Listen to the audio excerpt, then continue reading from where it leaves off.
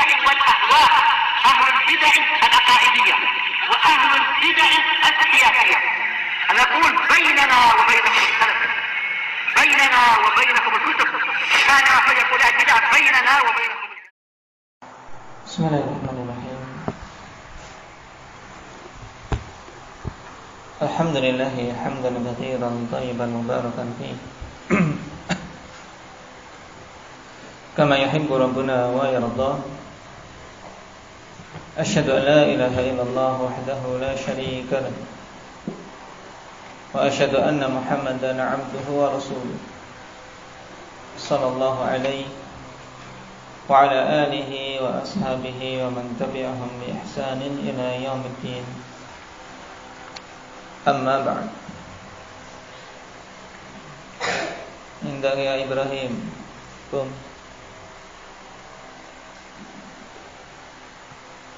Apakah jin itu punya anak?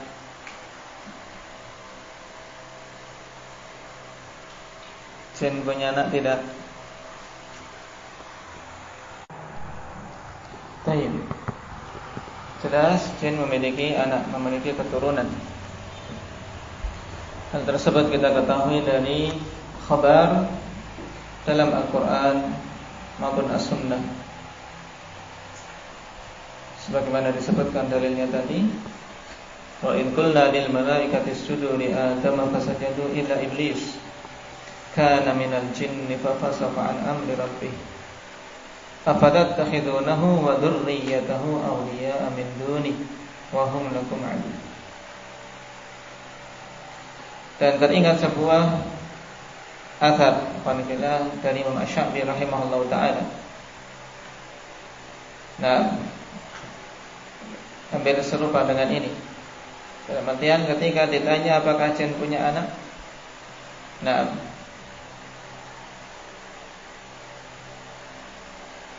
kemudian dijawab jelas ya. Dari mana tahu hal tersebut? Kalau ini jelas dari dalil. Cuma terkadang seorang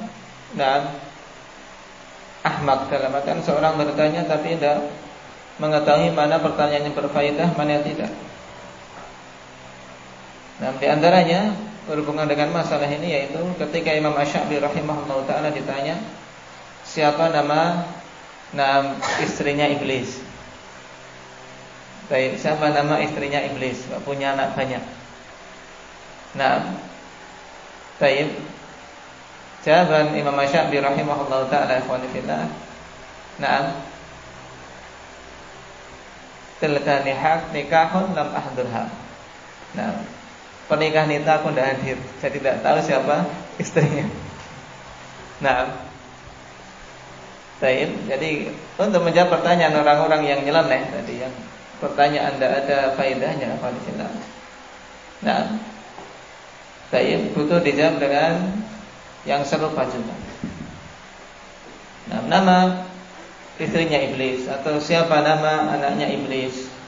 Nah, baik, kita katakan pernikahan itu kita tidak hadir. Nah, kelahirannya juga kita tidak diundang. Baik, tapi jelas bahwasanya jin memiliki keturunan. Baik, indahnya Nabil.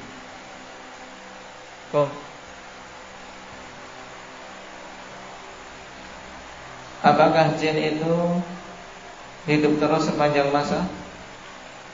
Tidak. Lalu mereka mengalami kematian. Nah, dalilnya indah ya Ja'far.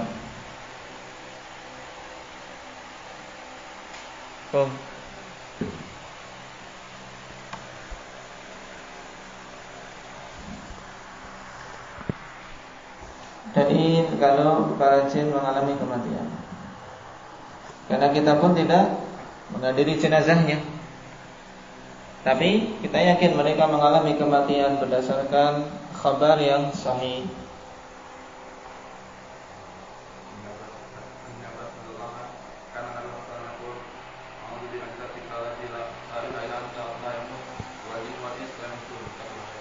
Baik. Nah, hadits Ibnu Abbas radhiyallahu anhuma dalam Sahih Bukhari. Nah, Majlis. A'udzu bi'izzatik alladzi la ilaha illa anta alladzi la yamut wal jinnu wal insu yamutun. Jin dan manusia mereka semua akan mengalami kematian. Baik. Sekarang kita masuk pada poin berikutnya. Hal taskunu syayatinu fil buyuti allati yaskunuha an-nas wa kaifa tutradu minha wa kaifa tutradu minha. Apakah syaitan-syaitan tinggal di rumah-rumah yang ditinggali oleh manusia, dan bagaimana para syaitan itu diusir dari rumah-rumah tersebut? Dan ini tentunya pembahasan penting, alhamdulillah. Nah, karena berhubungan dengan kebaikan dan keburukan rumah kita. Jawabannya na'am, iya.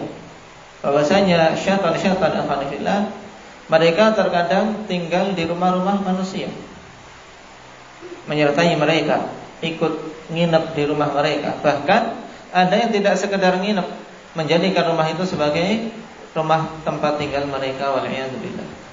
Telah kita lewati pada pembahasan yang lalu bimbingan dari Nabi SAW ketika seorang masuk rumah untuk membaca basmalah, sehingga syaitan tidak punya peluang untuk menginap di rumah tersebut. Nah, menunjukkan usaha syaitan untuk tinggal bersama manusia di rumah-rumah mereka. Nah, lalu bagaimana mengusir? Tapi bagaimana mengusir mereka kalau sudah terlanjur masuk? Nah, bukan kemudian kita ikhwanillah kalau sudah masuk kita keluar lagi baca bismillah, yang di dalam itu di dalam. Ya tidak. Yang di dalam kalau kita misalnya masuk ke rumah kita lupa membaca basmalah, nah, ya kita usir, kita suruh keluar. Bagaimana caranya itu? Nah, caranya wa tutradu bitasmiyah wa dzikrillah wa qiraatil Qur'an khassatan surat al-Baqarah. Diusir dengan membaca tasmiyah, yaitu membaca basmalah. Ini di awal ketika seorang masuk rumah, ketika dia menutup pintu rumah. Nah, membaca tasmiyah wa dzikrillah, dan dengan berzikir pada Allah Subhanahu wa taala, memperbanyak zikir di rumah tersebut. Baca ayat kursi, baca zikir-zikir yang disunahkan untuk kita memperbanyak padanya. Karena keseluruhan zikir ikhwanifillah adalah benteng kita. Keseluruhan zikir adalah benteng yang akan melindungi kita dengan izin Allah Subhanahu wa taala. Baik itu tasbih, tahmid, takbir, tahlil, dan seterusnya. Wa qiraatil Qur'an, dan membaca Al-Qur'an. Terkhusus surat Al-Baqarah. Nah, dan hendaknya rumah-rumah kaum muslimin jangan sampai hari-harinya kosong dari bacaan Al-Qur'an. Qala taqaddama dalilu 'inda su'ali raqam 146, yaitu berhubungan dengan hadis Jabir bin Abdullah radhiyallahu anhuma. Tatkala seorang masuk ke rumahnya kemudian berzikir pada Allah, membaca tasmiyah, maka syaitan akan mengatakan la mabita lakum, tidak ada tempat untuk menginap bagi kalian. Wa kadzalika hadits Abi Hurairah radhiyallahu anhu anna Rasulullah sallallahu alaihi wasallam qala. Demikian pula hadits Abi Hurairah bahwasanya Rasulullah sallallahu alaihi wasallam bersabda, la taj'alu buyutakum maqabir, inna syaitan yanfiru minal baitil ladzi tuqra'u fihi suratul Baqarah. Jangan kalian jadikan rumah-rumah kalian itu pekuburan. Maqabir jamak dari maqdarah. Jadi jangan kalian jadikan rumah-rumah kalian itu seperti pekuburan-pekuburan. yang asal pekuburan itu ikhwani fillah bukan tempat untuk membaca Al-Quran. Dan telah kita lewati pekuburan adalah tempat di antara tempat-tempat tinggalnya para jin. Nah, jadi jangan kalian jadikan rumah-rumah kalian itu pekuburan. Inna syaitan yanfiru minal baitil ladzi tuqra'u fihi suratul Baqarah. Sesungguhnya syaitan akan lari dari rumah-rumah yang dibacakan padanya surat Al-Baqarah.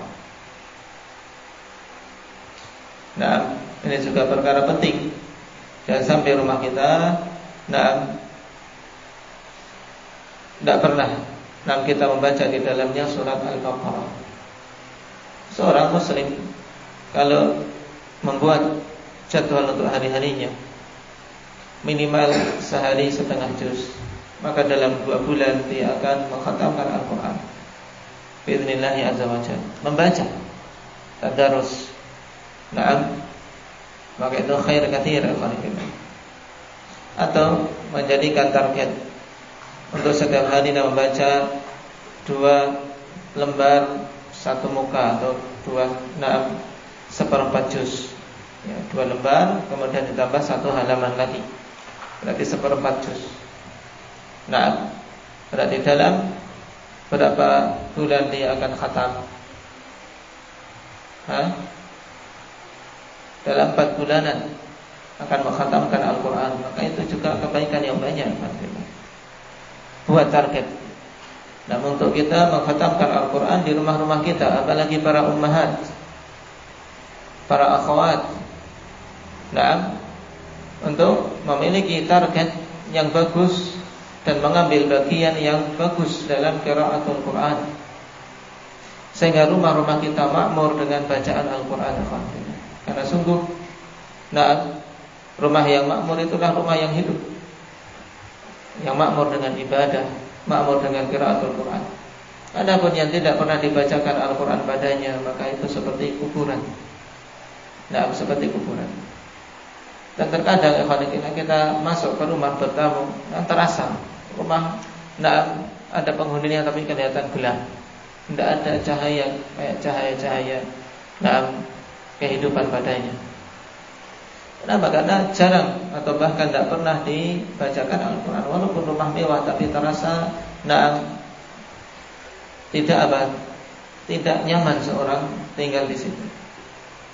Tapi rumah-rumah yang di situ dibacakan Al-Quran akan terasa hidupnya. Kemudian hampir sama dengan masalah ini, qala ma huwa syai'ul ladzi yahrabu minhu syaitan wa la yatiqu sama'ah. Apa itu yang syaitan lari darinya dan tidak mampu untuk mendengarkannya? Wal jawab al-adhan. Adhan ikhwani fillah adalah perkara yang syaitan akan lari ketika mendengar, tidak mampu untuk mendengar adhan. Jadi akan berlari sejauh-jauhnya. Wadalilu hadits Abi Hurairah radhiyallahu anhu, anna Rasulullah sallallahu alaihi wasallam qala, "Idza nudiya lis-salati adbara asy-syaitanu wa lahu durat hatta la yasma'a at-ta'dhin." Al-hadits rawahu al-Bukhari wa Muslim. Dalilnya itu hadis Abi Hurairah radhiyallahu anhu bahwasanya Rasulullah sallallahu alaihi wasallam bersabda, apabila dikumandangkan azan untuk salat, adbara syaitan, maka syaitan itu mundur, melari, meninggalkan tempatnya, yaitu berusaha menjauh, wala hundurat, dan dia terkentut-kentut. Jadi sudah lari sambil kentut agar apa? Sibuk dengan suara kentutnya dan kedengaran azan. Hatta la yasma'a ta'dzin, sampai dia tidak mendengar suara azan. Subhanallah. Inilah makhluk yang buruk mendengar dan azan yang menjadi penyemangat, seruan untuk mentauhidkan Allah, seruan untuk beribadah kepada Allah. Karena mereka memang adalah makhluk yang Allah Subhanahu wa taala telah laknat. Nah, mendengar seruan yang bagus ikhwanifillah tidak mampu. Nah, mendengar seruan yang bagus tidak mampu. Lari. Dalam hadis yang lain ikhwanifillah, nah, inna syaitan idza sumi'a bin nida'i na dhahaba hatta makana rauha, dalam sebagian hadis Muslim. Jadi jauh berlari karena Rasul sallallahu alaihi wasallam berbicara saat itu di Madinah. Kemudian mengibaratkan sampai ke tempat yang dinamakan Rauha. Jauhnya apa? Berkilo-kilo dari Madinah. Kemudian menjauh sejauh-jauhnya. Agar apa? Tidak mendengar suara adzan. Nah, karena mereka tidak mampu untuk mendengarkannya. Cuman ketika selesai adzan mereka langsung balik. Sebagaimana dalam kelanjutan hadis ini. Nah, baik. Kalau sudah selesai, wa idza qudiya ta'dhin aqbal fa waswas. Apabila adzan sudah selesai, dia datang kemudian menimbulkan waswas. Makanya setelah adzan selesai ikhwanillah, yang tidur kadang bablasan, ya tidak. Adzan dengar, nanti sebentar lagi ngasuh sebentar. Nah, saya nunggu adzan selesai nanti baru pengen wudu. Adzan selesai datang syaitan disergap lagi. Nah, saya tertidur, muncul kemalasan lagi. Maka di antara siasat kita ikhwanillah agar tidak terkecoh oleh tipu daya syaitan, kapan mendengar adzan kalau kita terbangun segera bangkit. Karena saat itu syaitan lari.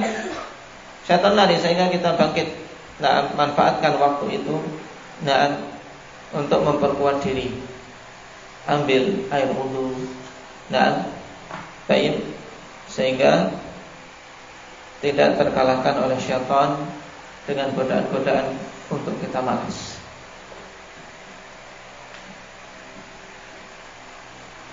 Demikian pula, setelah adzan yang di masjid pun ikhwanillah digoda, sehingga sibuk dengan hal-hal yang tidak bermanfaat, sibuk dengan hal-hal yang melalaikan dari mengingat Allah dan seterusnya. Menimbulkan was-was.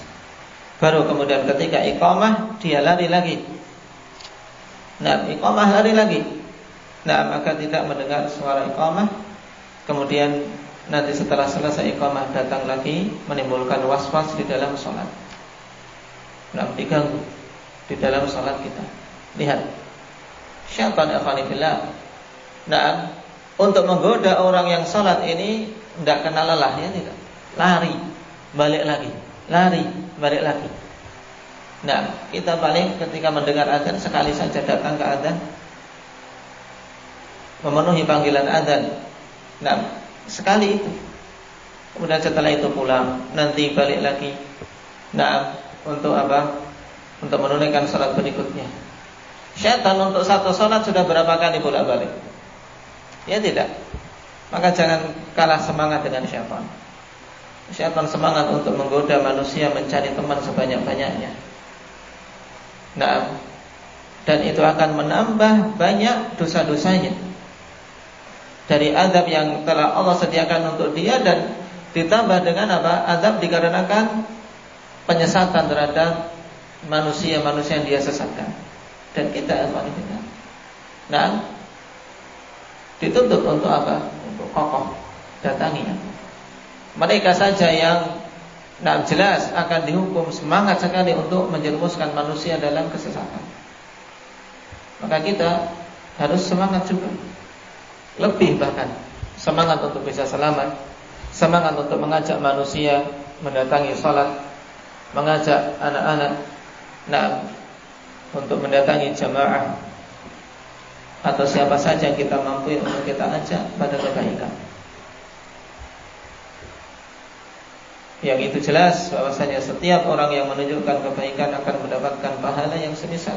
Man dalla ala khair falahu mithlu ajri fa'ilih. Siapa saja menunjukkan kebaikan, dia akan mendapatkan pahala sebagaimana orang yang melakukannya.